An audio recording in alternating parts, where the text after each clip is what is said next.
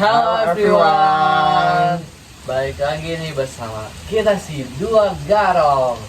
Nah, di sini sebelumnya kalian belum tahu kan kita siapa. Nah, jadi kita perkenalkan diri ya.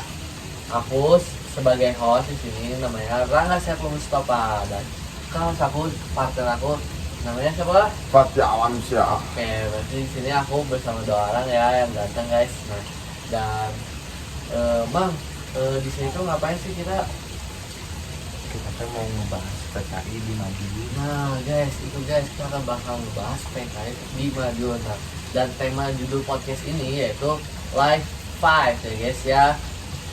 Dan kita pastinya bakal mengundang Tamu-tamu yang cantik. Iya, itu dia. Pokoknya wah. Iya, cantik banget. Tema guys. 26 bukan nama lah. Oh, meledak guys.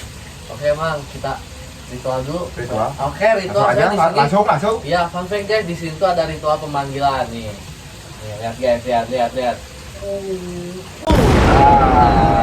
Halo. Ini dia guys, yang dua cantik guys ya. Dan di sini kita sebenarnya apa dulu Mas? Perkenalan dulu nggak sih? Oke, boleh perkenalan dulu itu biar kita tahu ya kan.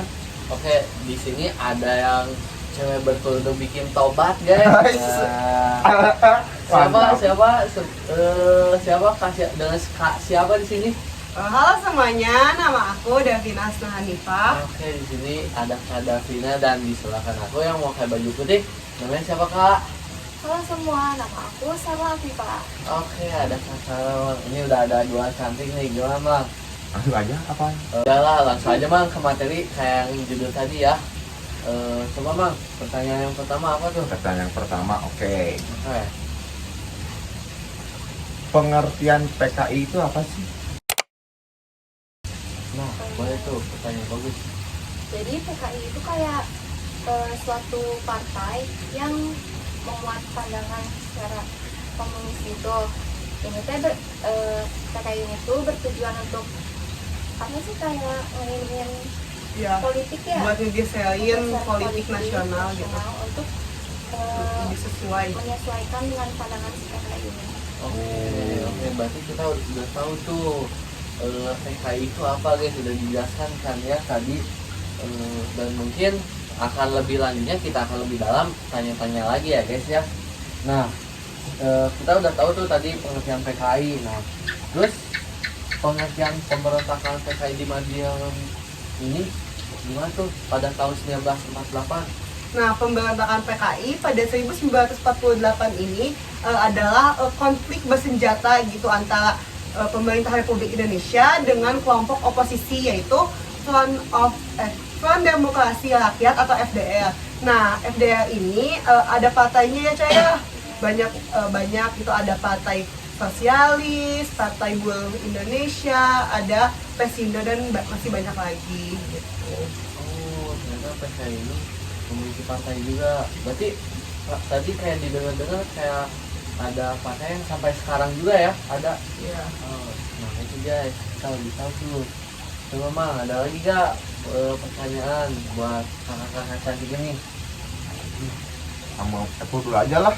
Oke, mungkin dari aku ya, kayak pengen tahu nih cerita si pemberontakan di Madiun ini di mana tuh dan kapan terjadinya? Nah, Tahu siapa dulu nih? Tahu siapa nih? Udah. Seru guys, ya seru nih. Mondok banget. nah Oke, makin seru nih guys. buat pemberontakan ini kan udah jelas ya, ada judulnya aja udah pemberontakan PKI di Madiun. Oke, ya Nah, benar. pasti jelasnya terjadinya di Madiun di Jawa Timur. Terus kapan sih terjadinya? Ini tuh terjadi pada tanggal 18 September 1945 nih. 48. Oh, maaf, salah. Oke, Maksudnya nggak apa-apa. 48. Oh iya, ada 8 ya. Saya juga belum lahir. Iya, kita masih belum. Kita ya Di masih mana alam? Wah. belum ada sih lebih tepatnya. Mungkin. Oh, Cuma pakai kenalan. kenapa kenalan? Oke. Lanjut Mang. Tokoh pemberontakannya.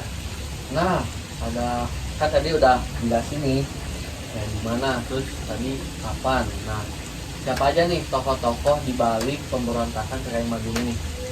Nah, tokoh yang melakukan pemberontakannya itu ada Muso ya, ada Amir Saifuddin. ya, Iya. terus ada Dipa Nusantara Aidit, Oh iya tuh. ya, Benar-benar itu ada pernah. Semaun, ada Abdul Latif, Ada Misbah juga ya, ya.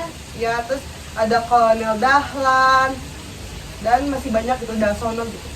Oh, cuman yang kalian sebut itu emang tokoh penting Iya. dan yang berpengaruh ya. Panglimanya gitu. Nah, sama panglima mulainya mulai nama Iya. dan lalu mas, Tokoh penumpasan. nah ada tokoh penumpasan. Coba kalian cerita ya, atau kalian jelasin nih maksudnya tokoh penumpasan itu kayak gimana? Kalau misalnya tokoh penumpasan itu ada divisi Siliwangi 1 dan divisi Siliwangi 2. Oke. Itu kayak diketuai sama Kolonel Sungkono, dan Dan- Subroto. ya. Oh, Jadi Jenderal. Kolonel Oh, kalau kayak ini lama kok kodim apa Pimpinannya kodam mah gitu. pimpinan teh kodim biasa. Kodim, Ya. kodam. Ah itulah. Heeh. Kodam mah yang itu gede mau jadi. Jadi setelah ada tokoh pemberontakan pasti ada tokoh penumpasannya kan. Nah, Ya, si benar, tokoh benar. penumpasannya itu ya dari divisi gitu loh, yang udah diperintahin gitu sama Oh, sama pemerintah. yang tadi tokoh-tokoh tadi tuh. Bukan, Oh, beda. beda-beda. Kalau penumpas itu lebih ke mereka yang diberontak gitu. Nah, mereka yang Oke, kalian tuh dapat ilmu ya guys. Dan kita bakal lanjut nih pertanyaan selanjutnya. Kita udah tahu ya kan guys, tadi kita udah disebutin kayak tokoh dan latar belakang gimana kapannya. Nah, kita pengen tahu kayak terjadinya tuh kenapa, penyebab pertempuran atau PKI ini terjadi karena apa? Nah, pemberontakan ini juga terjadi gak jauh dari jatuhnya kabinet Amir Syarifuddin pada 1948. Nah, kabinet Amir Syarifuddin itu jatuh karena waktu itu kan dia tuh jadi Perdana Menteri di perjanjian Renville gitu, yang ternyata hasil perundingannya itu sangat merugikan bangsa Indonesia gitu. Waktu itu kan akhirnya yang diakui sama Belanda tuh cuma Yogyakarta, Jawa Tengah, sama Sumatera gitu. Jawa Barat enggak. Enggak. Nah, sedangkan mereka tuh jadi kan jadinya teh jadi kerugian gitu buat Indonesianya. Nah, akhirnya kabinet Amir ini tuh diambil alih sama ya wakil presiden. Waktu itu kan wakil presidennya itu Soekarno Hatta, ya Muhammad Hatta. Jadi diambil alih sama Bung Hatta gitu. Terus akhirnya Amir Syarifuddin yang gak terima ya, ya dijatuhin itu membentuk kayak suatu partai gitu ya ya. partai yang tadi FDR itu. betul belakang Ya karena dia tuh nggak sejalan sama pemikiran ya pemikiran kabinet yang waktu itu dipegang sama Bung Hatta. iya, benar-benar. FDR itu apa? Tadi udah dijelasin kok, kan demokrasi rakyat. Oh, enggak mau. Dia mah. Nah. Mungkin kalian udah tahu kan tuh, udah jelas juga dan bisa tahu kan kenapa penyebabnya tuh. Nah, pada dahulu tuh emang kalau kita ya bertentangan kayak gitu lah, susah beda pendapat juga guys. Nah terus waktu itu teh sebenarnya situasinya makin panas tuh gara-gara Musso baru datang ke Indonesia Oh, balik emang lagi. dari mana dia? Nah dia tuh belajar ya di Uni Soviet. Nah setelah balik lagi ke Indonesia ternyata dia tuh bergabung di kelompoknya Amir gitu, jadi makin panas di situ.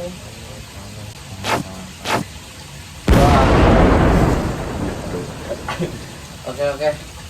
Nah, jadi tahu kan guys ya, itu penyebabnya kenapa. Lanjut, Mang. Cara pemberontakannya Nah, coba kayak yang tahu tuh kan dari pemberontakannya apa, dan ada cara nggak dari pemberontakan itu sendiri?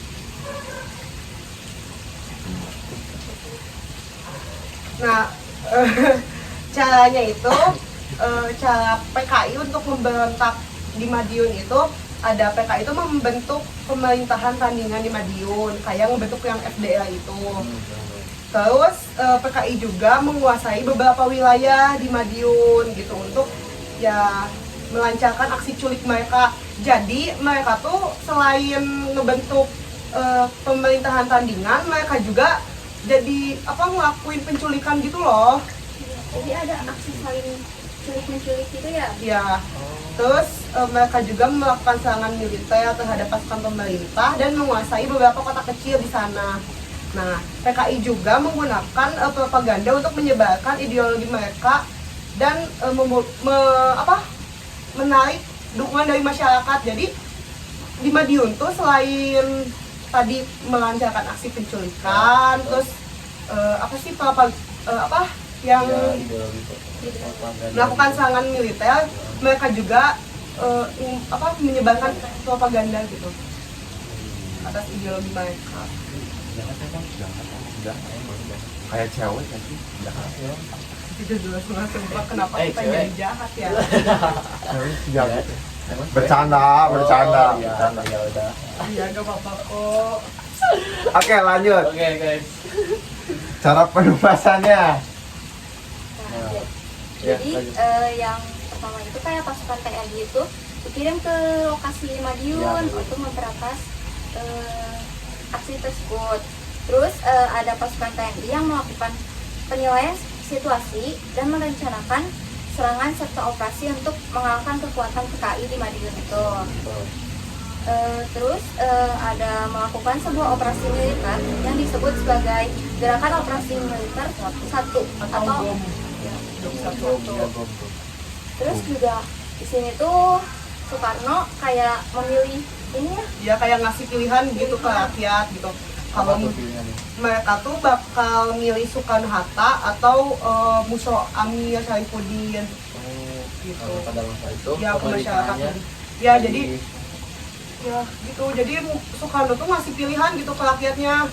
Mereka tuh mau milih kita gitu, ibaratnya mah milih kita atau milih mereka gitu. Oke, guys.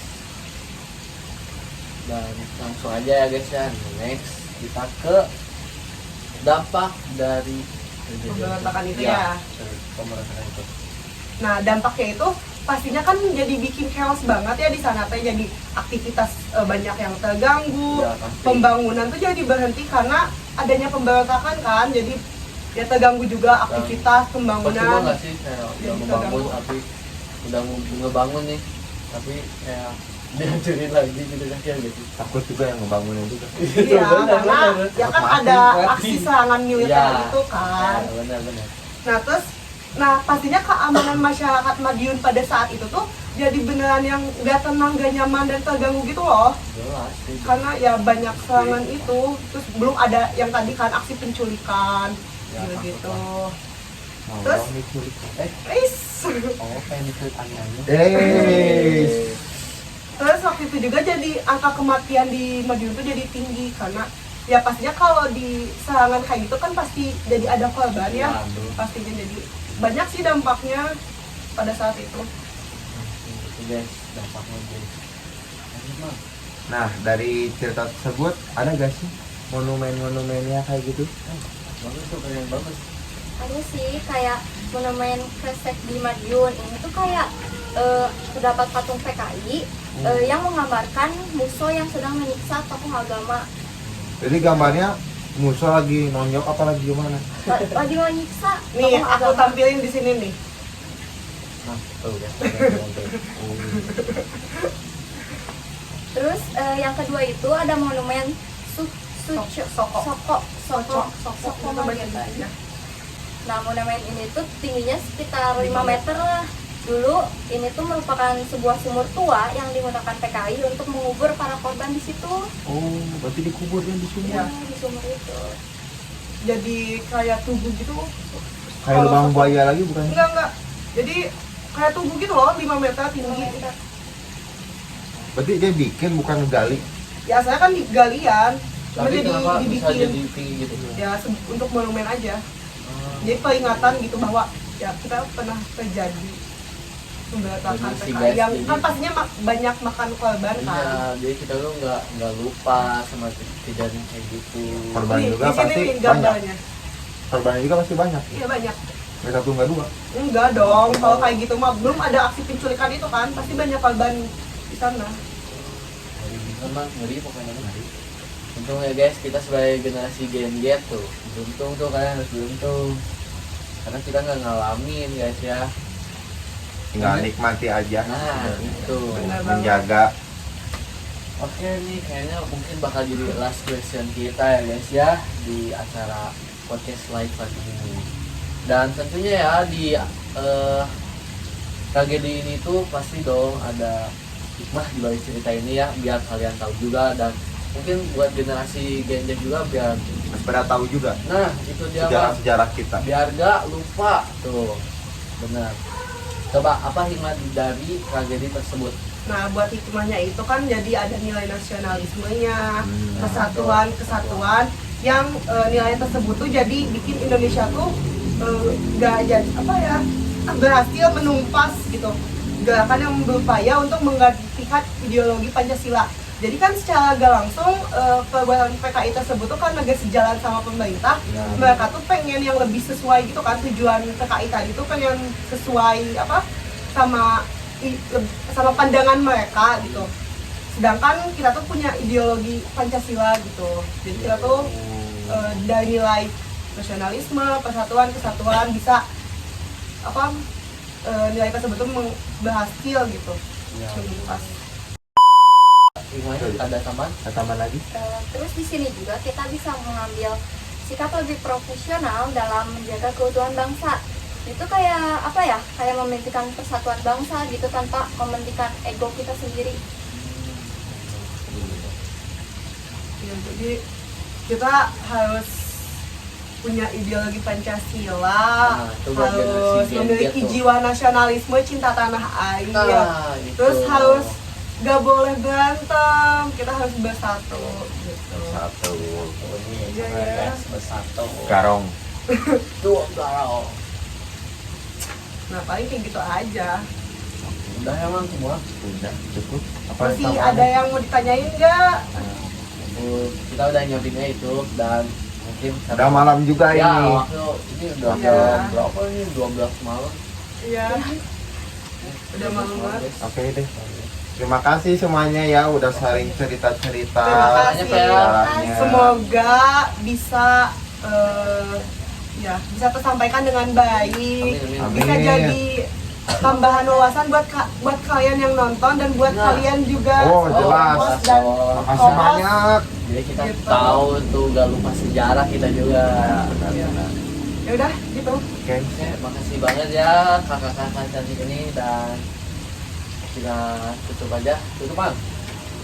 Sama aku. Iya, boleh. Sekian dari Podcast. Garong. Udah. Apa sih Garong kan Garong? Oke. Wi-Fi. Iya, bye. Sekian dari Duo Garong dan di acara podcast kali ini. Live ya guys ya. Dan saksikan podcast selanjutnya. Bye bye.